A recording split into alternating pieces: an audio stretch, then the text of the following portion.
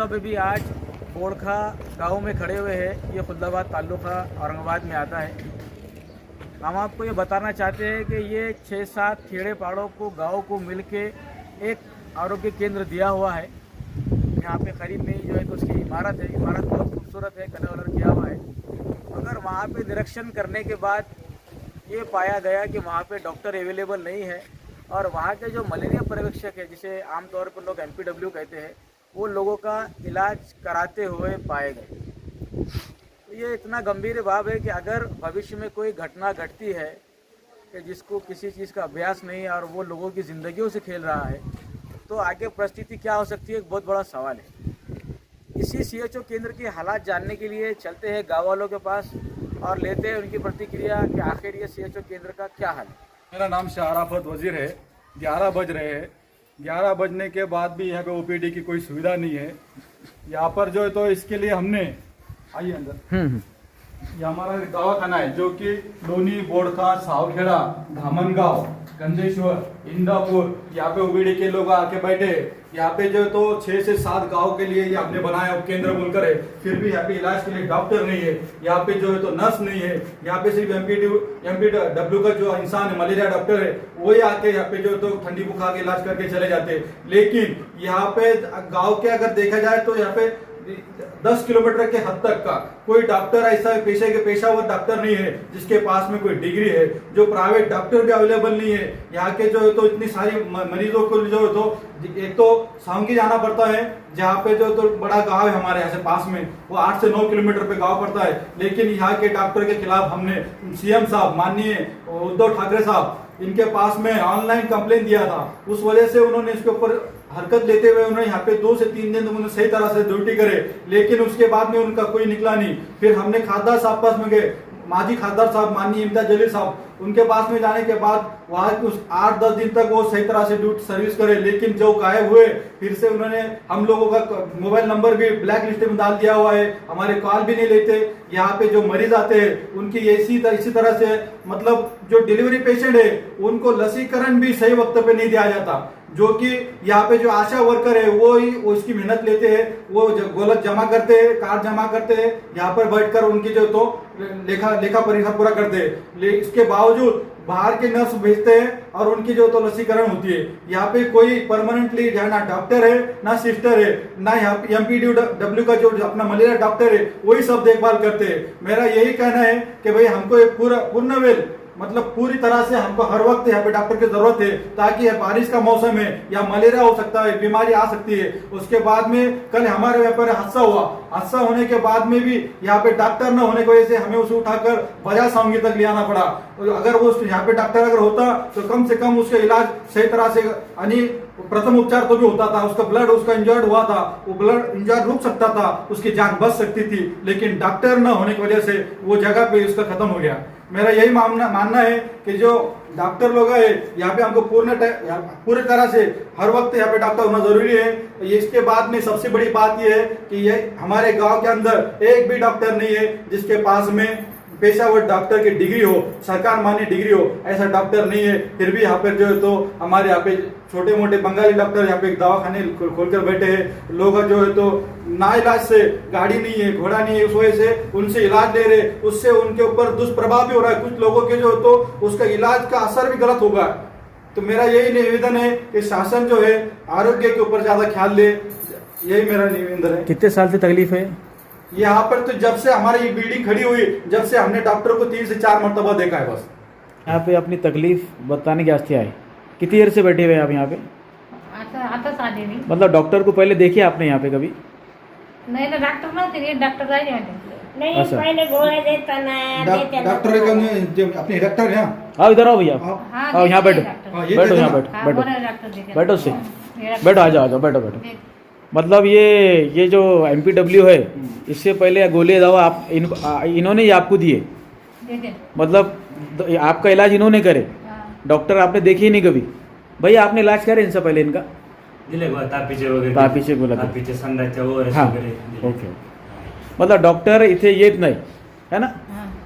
चल बोली. नमस्कार, माझं नाव अनिल शेषराव जाधव, शिवसेना शिंदेगड विभाग प्रमुख, बाजार सांगे सर्कल. गेल्या अनेक दिवसापासून आमच्या जे दवाखाना आहे आमचा इथला शासकीय दवाखाना, इथं डॉक्टर उपलब्ध नसतात. आता सध्याची कंडिशन अशी आहे की गावामध्ये नवीन पाणी येतं आहे. नवीन पाणी आल्यामुळे बरेच मुलं आजारी पडत आहेत.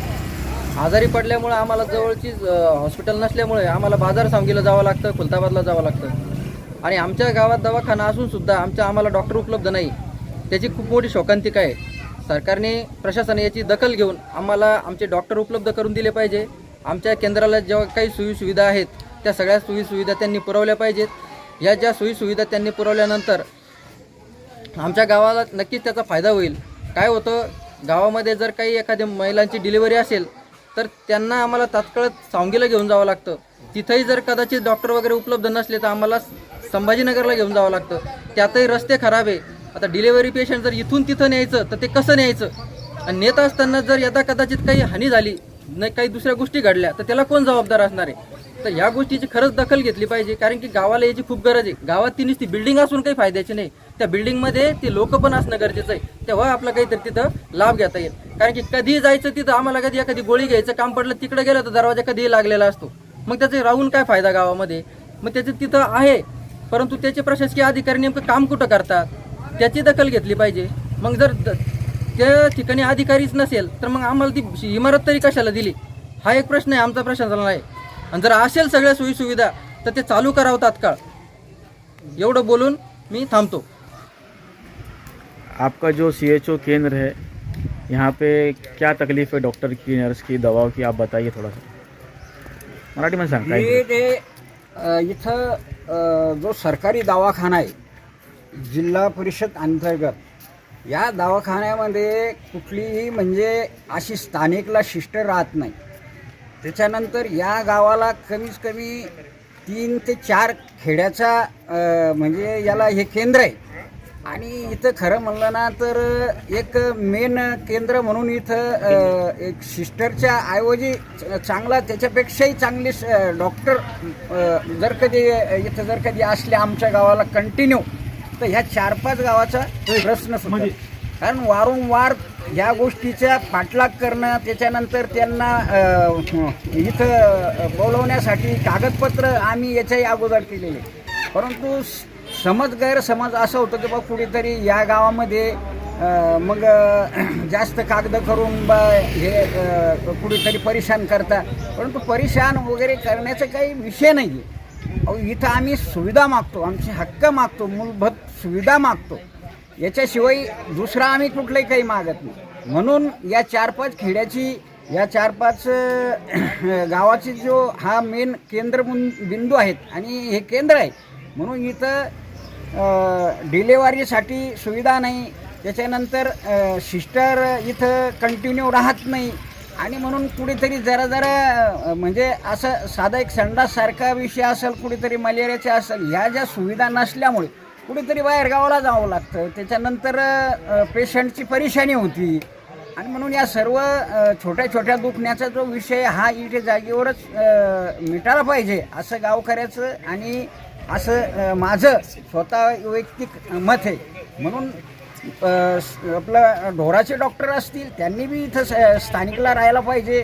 त्याच्यानंतर सिस्टर असतील, डॉक्टर असतील, हे मोठं केंद्र असल्यामुळे इथं स्थानिकला त्यांनी राहायला पाहिजे अशी आमच्या सर्व गावकऱ्याची ही आग्रहाची विनंती आहे. आणि या विनंतीचं शासन दरबारी याचं हे करून आणि याची दखल घेऊन आम्हाला कायमस्वरूपी या ठिकाणी एक चांगलं डॉक्टर आणि एक सिस्टर याची व्यवस्था व्हावी अशी गावकऱ्याची म्हणजे मागणी आहे, खेड्यापाड्याची मागणी आहे. अधिक न बोलता मी आता या ठिकाणी थांबतो.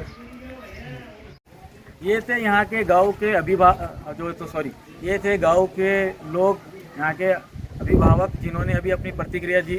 आप देख सकते हैं कि कितना गंभीर मसला है कि हज़ारों लोगों की ज़िंदगी के साथ खेला जा रहा है और प्रशासन एक तरफ हर सुविधा देने की मांग कर रही है, मगर जो मूलभूत सुविधाएं हैं जैसे शिक्षण हो, आरोग्य हो, इसके अंदर असफल है. तो मैं हाथ जोड़ के हमारे जिला अधिकारी आरोग्य जिला अधिकारी है, इनसे नम्र विनंती करता हूँ कि आप अपनी यंत्रणा को बढ़ाइए ताकि यहाँ पे जो नियुक्त किए हुए डॉक्टर है, जो सुनिश्चित किए हुए डॉक्टर है, वो अपनी कुर्सी पे बैठ सके ताकि गौर गरीब गरजू लोगों का इलाज हो पाए।